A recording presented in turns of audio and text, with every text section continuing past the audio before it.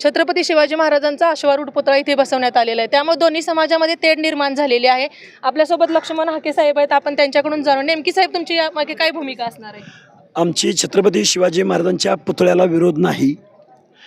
पुतळा ज्या जागेवर बसवलाय त्या जागेवरून सन्मानजनक हा पुतळा दुसरीकडे स्थलांतरित करावा ही आमची मागणी आहे। मुळात धनगर समाजाचं आराध्य दैवत 4 राज्यामधले भाविक धनगर समाज इथं रोज हजारोनं येतात आणि इथं भाकणूक असते, लाखोची जत्रा असते। प्रवेशद्वारावरती एकदम छोट्याशा जागेमध्ये असा शिवाजी महाराजांचा पुतळा रात्री अपरात्री बेकायदेशीररित्या बसवण्यामागचा उद्देश काय होता? आमच्या धनगर समाजाचे सरपंच आहेत या गावामध्ये, 7 गुंठ्याची जागा त्यांनी ठराव करून पुतळ्याला दिलेली आहे। छत्रपती शिवाजी महाराजांची शिवजयंती दुसऱ्या चौकात होते, ग्रामपंचायत वगैरे सगळे ठिकाणं दुसरीकडे आहेत। मग धनगर समाजाचं आराध्य दैवत असलेल्या खेळोबाच्या मंदिराच्या प्रवेशद्वारावर पुतळा बसवण्याचं कारण काय, हा प्रश्न आहे। पण हा प्रश्न कुठेतरी सामोपचार पद्धतीने सुटला जाऊ, याबद्दल तुमची काय भूमिका आहे? आम्ही कायदा पाळायचा, आम्ही कायदा पाळतोय। बेकायदा वागणाऱ्या लोकांना तुम्ही विचारला का हा प्रश्न? कायदा हातात घेणाऱ्या लोकांचं काय म्हणणं आहे यावर? मग यामध्ये कुठे राजकारण केलं जाते असं तुम्हाला वाटतंय का? राजकारण वगैरे सोडून द्या, आम्ही देवा धर्माची सगळी माणसं आहोत। इथं एका ना एका सामाजिक संघटनेतला पक्षातला कार्यकर्ता इथं पक्ष वगैरे सगळं सोडून इथं आलाय, आमच्या हा अस्मितेवर घालाय। आमच्या खिळोबा देवस्थानाचं जे हे मंदिर आहे ही अस्मिता पुसून टाकण्याचं काम, अरे आम्हाला वाईट वाटतंय। छत्रपती शिवाजी महाराज आमचे सगळ्यांचे आहेत। पण गुण्या गोविंदांना नांदणारी जनता आज तणावपूर्ण शांतता आहे, त्याबद्दल तुम्हाला काय वाटतं? कुणी केला तणाव हा? रात्रीच्या 1-2 वाजता पुतळा कुणी बसवला? आणि ही जी मोडस ऑपरेंडिटी आहे, मी महाराष्ट्राला खूप जबाबदारीनं सांगतोय, जी मोडस ऑपरेंडिटी चिखला गावामध्ये घडली हीच मोडस ऑपरेंडिटी भूम परांड्याला गोलाईनगरमध्ये महामानव डॉक्टर बाबासाहेब आंबेडकरांच्या नावानं जो चौक होता तिथं घडली आंबेडकरी जनतेच्या विरोधात। तीच मोडस ऑपरेंडिटी आज धनगर समाजाचं आराध्य दैवत असलेल्या त्यांना दुसरी जागा काय या गावात भेटली नाही। आणि तीच माणसं आहेत, मुख्यमंत्री महोदय माणूस एकच आहे पुतळे वाटणारा।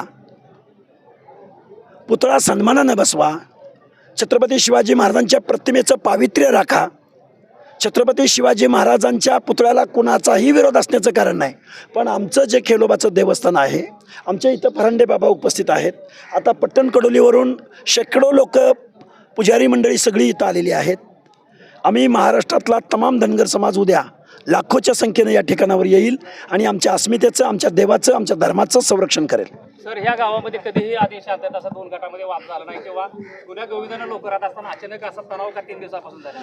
मग ते विचारा ना तुम्ही, पुतळा कुणी बसवला, किती वाजता बसवला, त्यांचा काय हेतू आहे? परवानगी घेतली का? मग काय सांगितलं? परवानगी नाही, असाच बसवलेला आहे। अरे मग त्यांना कायदा नाही आणि आम्ही कायदा पाळायचा। कुठेतरी समोपचाराला मिटावं असं वाटत नाही का तुम्हाला? पुतळा सन्मानानं पावित्र्य भंग न होता सन्मानानं स्थलांतरित करावा। आणि या गावातल्या ज्या फुटकळ माणसांनी हे जे कृत्य केलंय त्या माणसांची इथंच 2-2 एकर जमीन आहे, त्या 1 एकर जमिनीवरती शिवसृष्टी उभी करा, आम्ही वर्गणी काढतो। छत्रपती शिवाजी महाराजांनी 18 पगड जातीच्या लोकांना घेऊन स्वराज्य निर्माण केलं, तसंच बिरोबा देवस्थानावर त्याचीही लोकांवर श्रद्धा आहे। मग नेमकी अशांतता, त्याबद्दल तुम्हाला काय वाटतंय? हे बघा, देवाच्या ठिकाणी देवाची जागा, देवाच्या ठिकाणी महामानवांच्या ठिकाणी आमच्या खेळोबाचं, बिरोबाचं, धुळोबाचं जे स्थान आहे ते प्रत्येकाच्या देवधर्म आहेत, प्रत्येक जातीचे, प्रत्येक धर्माचे, प्रत्येकाची आराधना, विचार करणं, देवधर्म, आचार विचार हे सगळं संविधानाने स्वातंत्र्य दिलंय। म्हणून तुम्ही एखाद्या देवस्थानाच्या प्रवेशद्वारावर जाऊन अतिक्रमण करून बेकायदेशीररित्या पुतळा बसवणं हे कुठल्या कायद्यात बसतं? आणि याला सपोर्ट या तालुक्याचे आमदार अभिजित पाटील आहेत। आता त्यांनी बातमी दिली की तणाव निवळला, अजिबात आम्ही पुतळ्याचं स्थलांतर झाल्याशिवाय ही जागा सोडणार नाही आहोत। सर्वसामान्य नागरिकांना किंवा जो रस्ता बंद याचा त्रास होतो इतरांना, याबद्दल आपला काय दुसरा पर्याय नाही? सर्वसामान्याला भरपूर त्रास होतो ना या सगळ्या गोष्टीचा। मग आम्ही काय केलं पाहिजे? काय तर मार्ग निघाला असं वाटत नाही? छत्रपती शिवरायांचा पुतळा सन्मानानं इथून स्थलांतरित व्हावा ही आमची भावना आहे। प्रामुख्याने तीच मागणी आहे। ह्याच्याशिवाय आमची दुसरी मागणीच नाही।